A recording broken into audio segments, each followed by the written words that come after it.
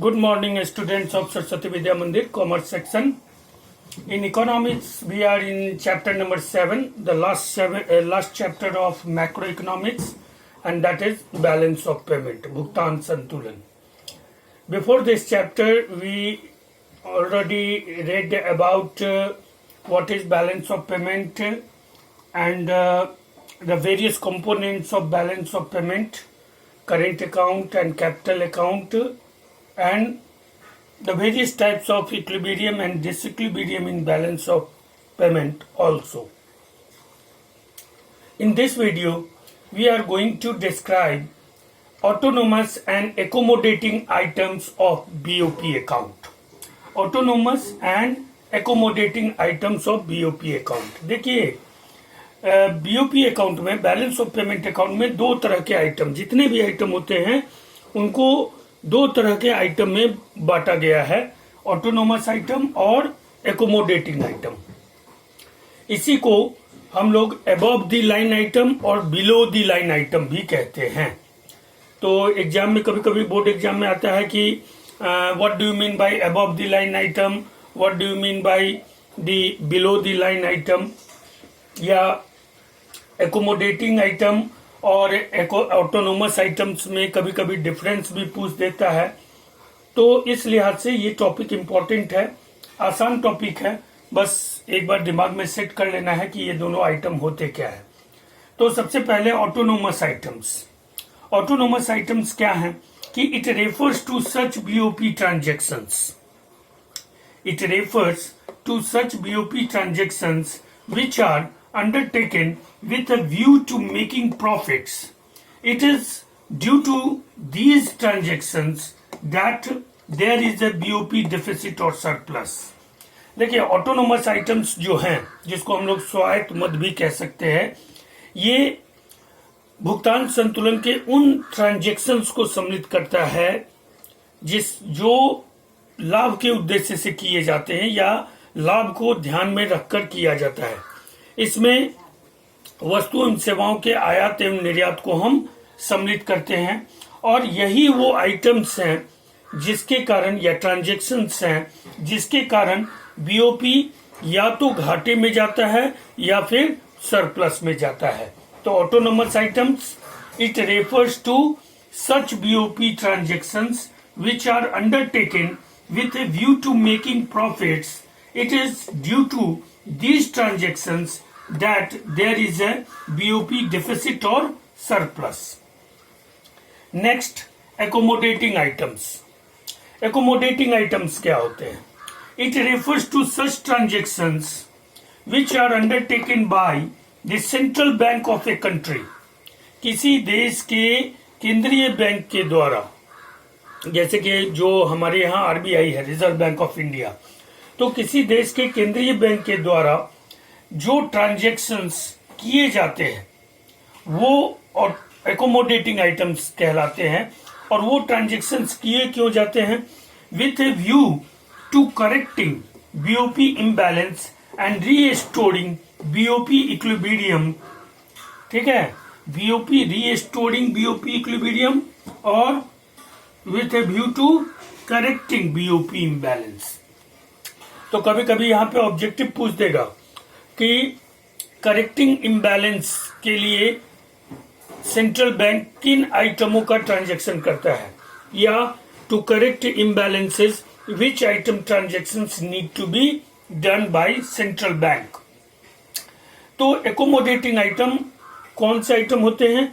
Accommodating item उस सारे transactions को अपने में सम्मिलित करता है जो विथ ए व्यू किए जाते हैं सेंट्रल बैंक के द्वारा टू करेक्टिंग और रीस्टोरिंग बीओपी इक्विलिब्रियम।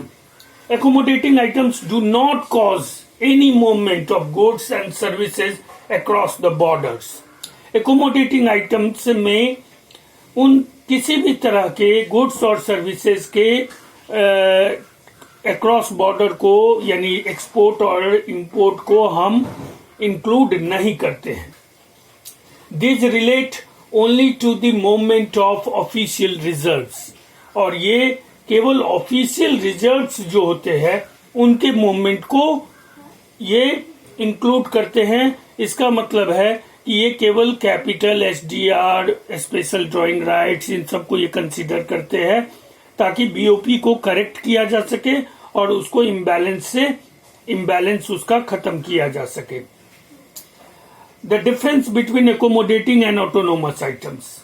देखिए, ऑटोनोमस आइटम्स में जो डिफरेंस और एकोमोडेटिंग आइटम्स में जो डिफरेंस है वो मोटा मोटी यही है कि ये ट्रांजेक्शन्स, ऑटोनोमस आइटम्स के ट्रांजेक्शन्स जो हैं वो प्रॉफिट मोटिव के मद्देनजर किए जाते हैं। ये बीओपी में डेफिसिट और सरप्लस के लिए जिम्मेदार होते हैं। इनमें हम प्रत्यक्ष रूप से गुड्स एंड सर्विसेज को अक्रॉस बॉर्डर करते हैं, यानी उनका एक्सपोर्ट और इंपोर्ट करते हैं। तो तीन मुख्य ऑटोनोमस आइटम्स के हो गए। एकोमोडेटिंग आइटम्स के तीन मुख्य चीज हैं कि ये अंडरटेकन किए जाते हैं सेंट्रल बैंक के द्वारा, और इनका जो व्यू होता है, सेंट्रल बैंक का जो व्यू होता है इसको अंडरटेक करने का, वो होता है करेक्टिंग और रीस्टोरिंग बीओपी इम्बैलेंस। इसमें हम गुड्स एंड सर्विसेज का एक्सपोर्ट इंपोर्ट नहीं करते हैं।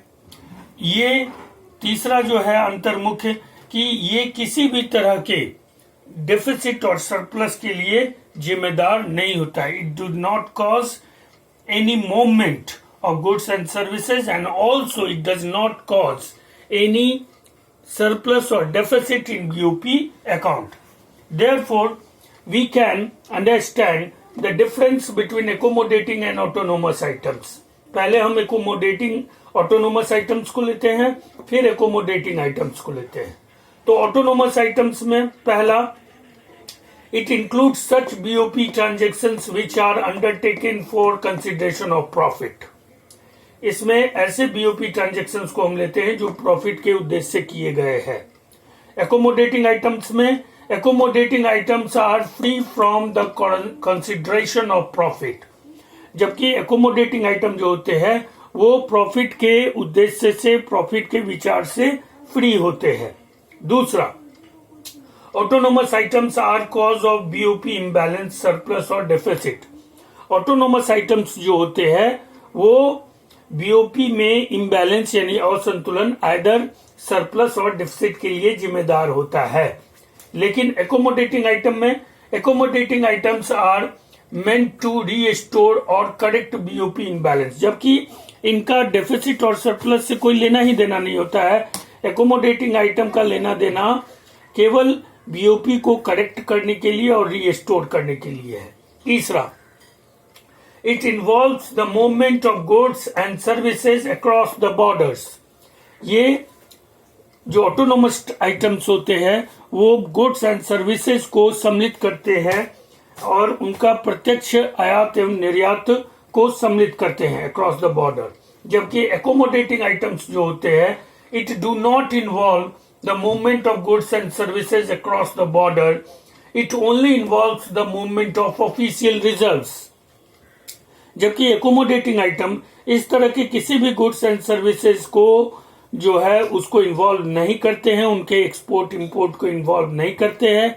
ये केवल ऑफिशियल रिजर्व्स के मूवमेंट को रिकॉर्ड करते हैं। चौथा, ऑटोनोमस आइटम्स आर क्लासिफाइड। हमने कहा है कि इन्हीं आइटम्स को हम अबव द लाइन आइटम और बिलो द लाइन आइटम कहते हैं। तो ऑटोनोमस आइटम्स जो होते हैं, ऑटोनोमस आइटम्स जो होते हैं जो प्रॉफिट मोटिव के लिए किए जाते हैं, जिसमें हम गुड्स एंड सर्विसेज का एक्सपोर्ट इंपोर्ट करते हैं, उनको हम अबव द लाइन आइटम कहते हैं, यानी रेखा के ऊपरी मध्य। और एकोमोडेटिंग आइटम्स जो कि आरबीआई के द्वारा या सेंट्रल बैंक के द्वारा बीओपी को करेक्ट करने के लिए और उनको रीस्टोर करने के लिए किए जाते हैं, उनको हम बिलो द लाइन आइटम यानी रेखा के नीचे के मध्य कहते हैं। भुगतान संतुलन के रेखा के नीचे के मध्य और रेखा के ऊपर के मध्य। तो ऑटोनोमस आइटम्स आर कॉल्ड रेखा के ऊपर के मध्य यानी अबव द लाइन आइटम्स, और एकोमोडेटिंग आइटम्स को हम बिलो द लाइन आइटम्स कहते हैं, रेखा के नीचे के मध्य कहते हैं। तो बैलेंस ऑफ पेमेंट का ये बहुत महत्वपूर्ण टॉपिक, ऑटोनोमस और एकोमोडेटिंग आइटम। इस टॉपिक से 1 नंबर से 3 नंबर तक का क्वेश्चन रह सकता है। जैसे आपको अलग से ऑटोनोमस आइटम्स पूछ दे क्या है, या एकोमोडेटिंग आइटम पूछ दे क्या है, या इन दोनों में डिफरेंस पूछ दे, या कहीं पर कहीं कहीं 1-2 इससे ऑब्जेक्टिव कुछ कह सकता है कि ये किस व्यू से किए जाते हैं। Autonomous items are taken with a view of dash or accommodating item were taken by the view of dash। तो इस तरह से ये इम्पोर्टेंट टॉपिक है, आसान है, छोटा टॉपिक है। और बैलेंस ऑफ पेमेंट और फॉरेन एक्सचेंज रेट, इन दोनों चैप्टर को मिलाकर 7 नंबर का क्वेश्चन बोर्ड में रहेगा। इसलिए और दोनों ही बहुत